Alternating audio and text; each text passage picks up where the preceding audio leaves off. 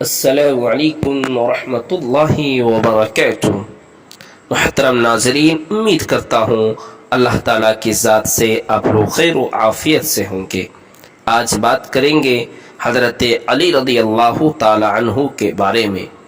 حضرت علی ابن ابی طالب رضی اللہ تعالی عنہ رسول اللہ صلی اللہ علیہ وسلم کے چچا زاد بھائی اور داماد بھی ہے۔ حضرت فاطمہ زہرا رضی اللہ تعالی عنہا کے شوہر اور حضرت حسن رضی اللہ تعالی عنہ اور حضرت حسین رضی اللہ تعالی عنہ کے والد محترم ہیں۔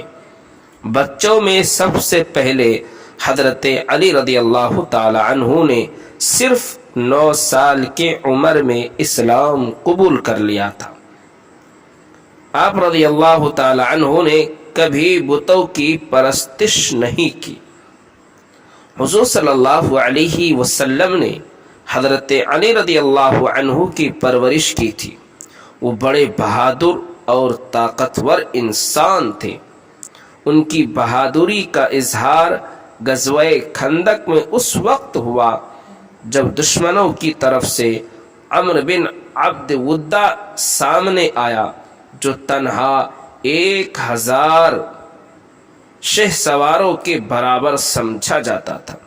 اس نے کہا، کون ہے جو میرے مقابلے میں آنے کی ہمت رکھتا ہے؟ اس پر حضرت علی رضی اللہ تعالی عنہ آگے بڑھے اور مقابلہ کیا۔ اللہ تبارک و تعالی نے حضرت علی رضی اللہ تعالی عنہ کو فتح دی۔ اسی طرح رسول اللہ صلی اللہ علیہ وسلم صحابہ کے ساتھ خیبر پہنچے اور تمام قلعے ایک ایک کر کے فتح ہو گئے، لیکن سب سے بڑا قموس نامی قلعہ فتح نہیں ہو رہا تھا۔ تو رسول اللہ صلی اللہ علیہ وسلم نے فرمایا، کل جھنڈا اس شخص کے ہاتھ میں ہوگا جس کو اللہ اور اس کا رسول پسند فرماتا ہے، اور اسی کے ہاتھ یہ قلعہ فتح ہوگا۔ اگلے دن رسول اللہ صلی اللہ علیہ وسلم نے حضرت علی رضی اللہ عنہ کو جھنڈا دیا۔